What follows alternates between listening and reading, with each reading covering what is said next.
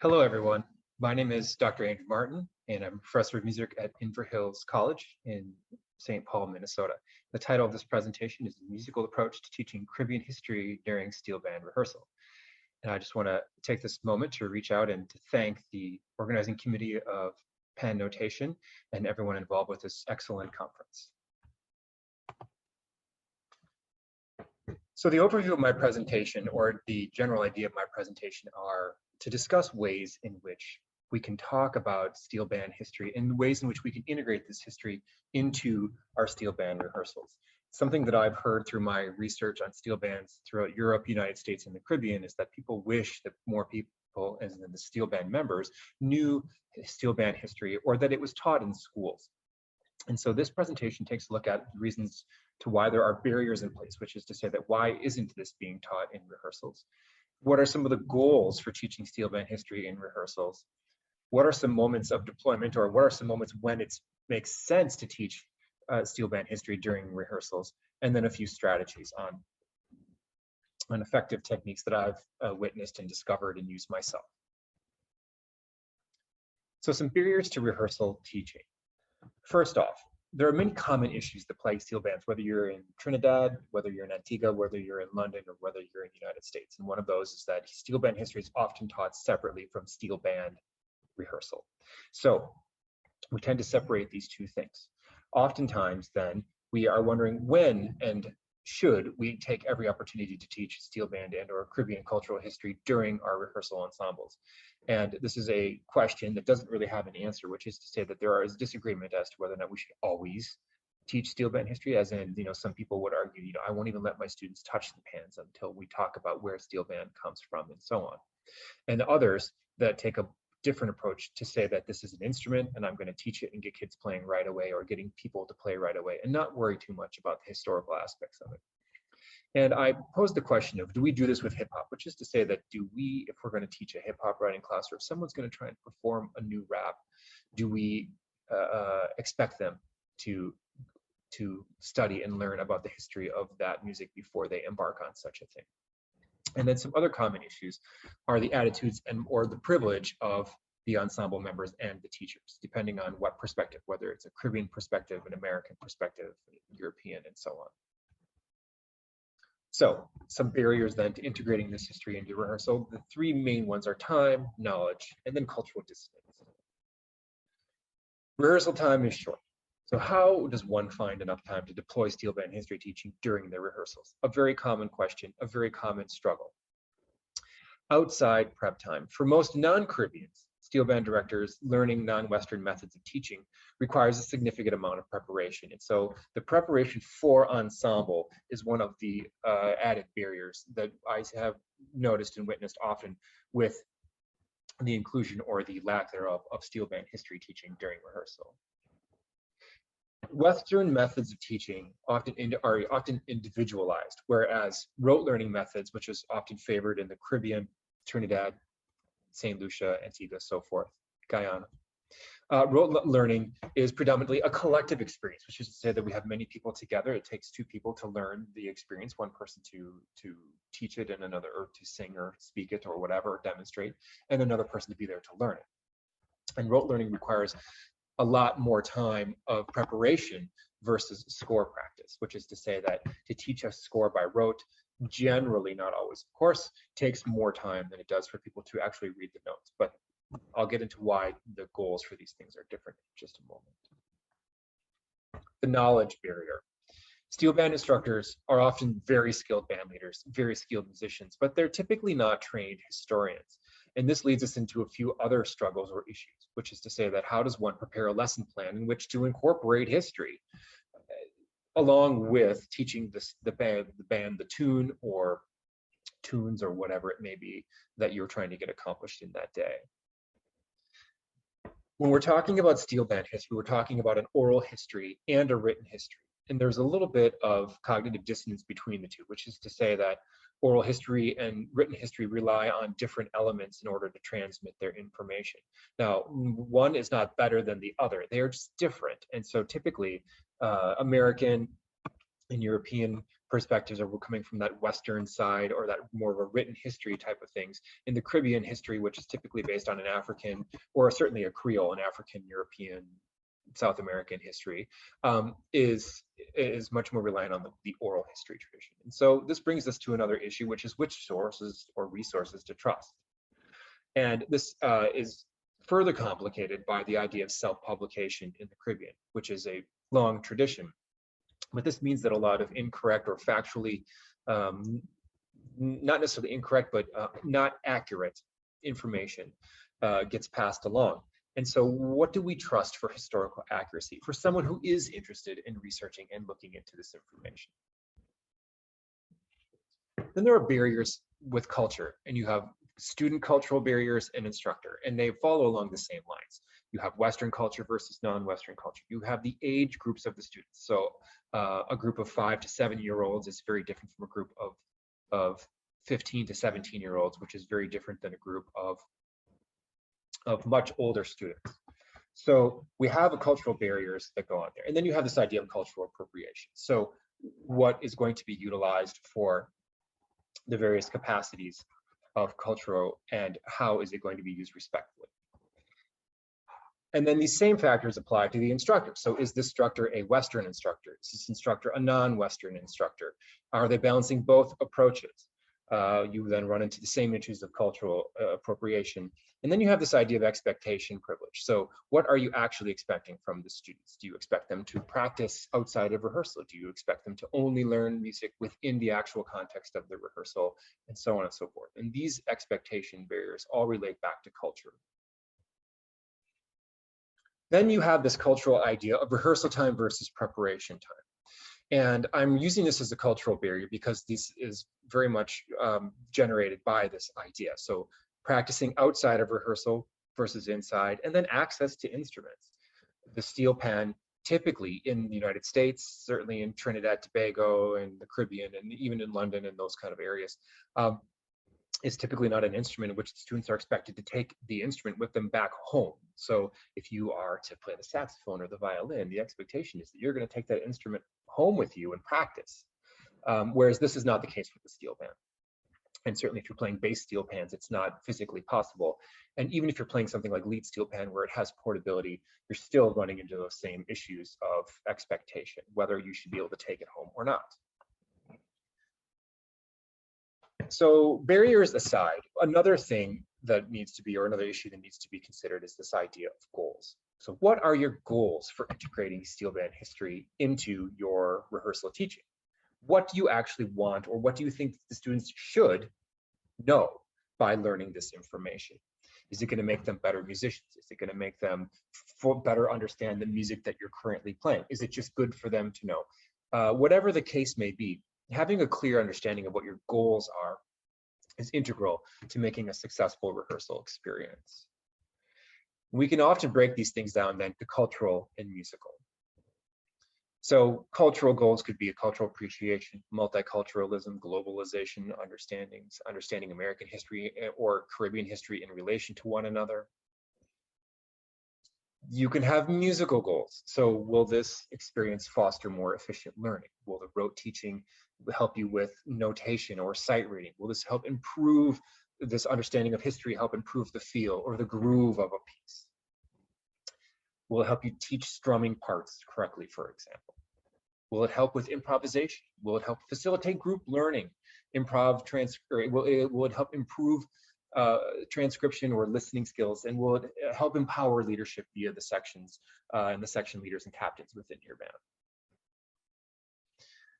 One thing that's clear from spending a long 20 years in the steel band world in rehearsals and doing a lot of research on the topic is the moment of impact matters, which is to say that deploying bits and elements of steel band history at the moment for which the questions arise is the most beneficial way in which to get across these types of historical nuggets of information.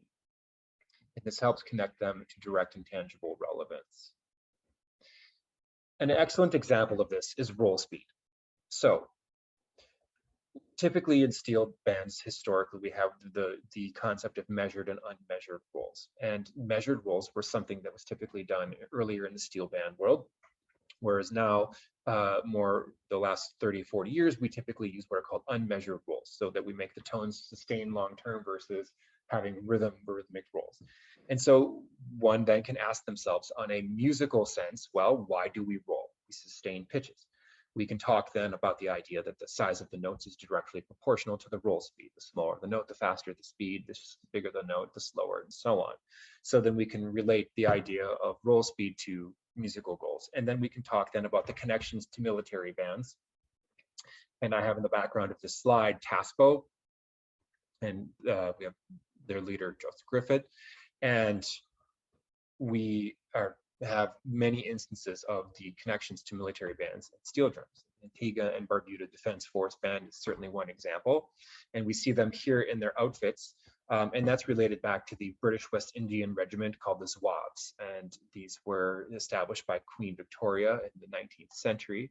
And many of these musicians and fighters were escaped or relocated enslaved Americans. And they were referred to as the Americans. Many of them were settled in settlements in southern Trinidad. But they brought with them this West Indian Regiment of military band. And so then in the 1950s, we typically only have fundamental pitches on steel drums themselves. Rolls are measured because of this, because you don't have the long sustain. And so in order to sustain the tones, we measure them in order to make clean rhythmic moves from one pitch to the next. And this changes approximately in the 1960s, with we have the introduction of harmonic tuning. But connecting this with the historical aspects of the military regiment makes pretty good sense, and it's an easy moment of deployment historical nugget that can be worked into a rehearsal plan quite easily. Rehearsal techniques. So we often then talk about this idea of balancing Western and non-Western ideas of notation. So strumming, transcription, rote learning, form and chord structure. Strumming patterns is an excellent example. You can talk about the African roots. You can talk about the Tasa Indian roots.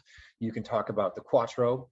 You can talk about the other Calypsonians. I have an example here of the Tasa drumming.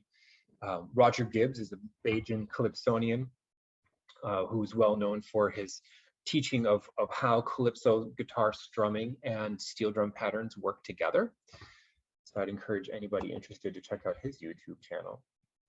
We can use the idea of language and how we connect language to strumming patterns. So for example, there are 5 most common languages in the Caribbean are English, French, Spanish, Hindi, and Yoruba. And we can talk about the subject, verb, object differences within these. In this idea, this will impact your rote teaching. So you can look at English about the subject, verb. You can look at French, how they're a bit different. You can look at Yoruba and Hindi and so on. And you can consider these teaching moments to talk about language and how it applies to steel bands. And then a common example then is the strumming patterns, right? So here's a typical strumming, double second, double tenor, guitar, whatever have you, cello strumming pattern. We call this sometimes the banana or the tenene rhythmic strumming pattern. Another one, common ones, and you could ask yourselves, well, what phrases could you use here to describe this language-wise? Well, many different peoples throughout the Caribbean and the United States use different language. So in this case, oftentimes Lutheran churches in St. Lucia and Grenada and Antigua will say, I'm Lutheran, in order to help connect the Psalms or the scripture to the actual rhythmic strumming parts. So here you're talking about the connection to the church, you're talking about the connection to local language, and you're working these things all together to attain musical goals. We can also look then at form and chord structure and how these things are worked together. And an excellent example of that then is if we understand verse is the part of the melody where the lyrics change. The chorus is the part of a song where that remains the same in both the words and music, and then a bridge is a contrasting section. We can take a look at calypso songs, and we can understand how, or at least we can use this historical understanding of calypsos as part of our teaching method. And there are most calypso songs fall under this category, and as I've noted here, Lord Kitchener's Mystery Band is an exception, and you can find many, many more. You could also break these things out as to road marches, which are typically only verse or at least one set of a verse with no chorus repetition. Recently, at the National Society for Steel Band Educators convention in South Carolina, steel band artist Andre White ran a workshop in which he taught the group on the spot an arrangement of Mighty Sparrow's Calypso Rose.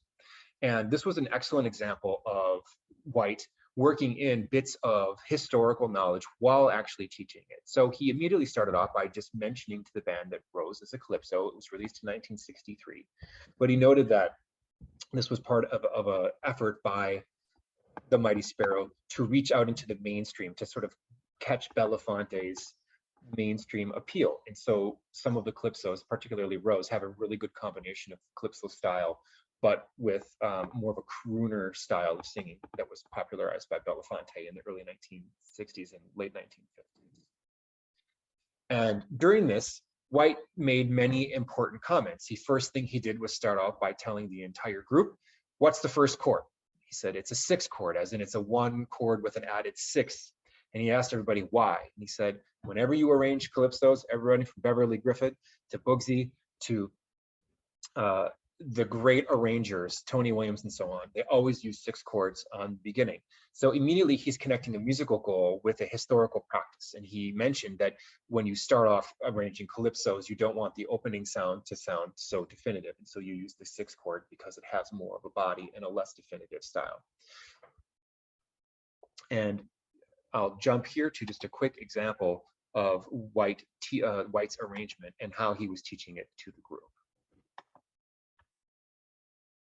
What do you think, Mike? Yeah, man.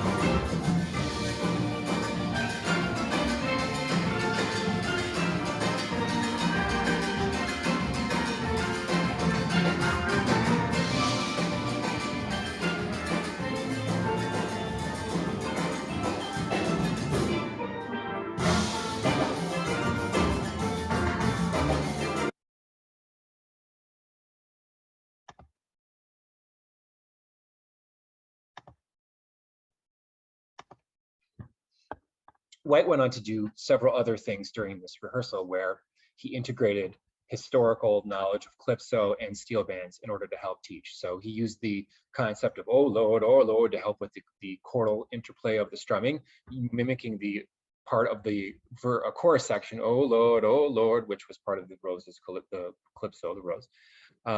And then he also used some phraseology like, okay, now with plenty pepper, but he just didn't say these things as terminology. He connected to say, musically, this is what I want. And so he used language and cultural understanding of Trinidad and Tobago in order to help teach some of his musical goals. There are many different ways in order to connect steel band history into your rehearsal techniques, but this is only a few examples that I've demonstrated today. And I look forward for the chance in the future to expand on this paper and on several other paper questions of this nature. So thank you very much for your time, and I look forward to your questions.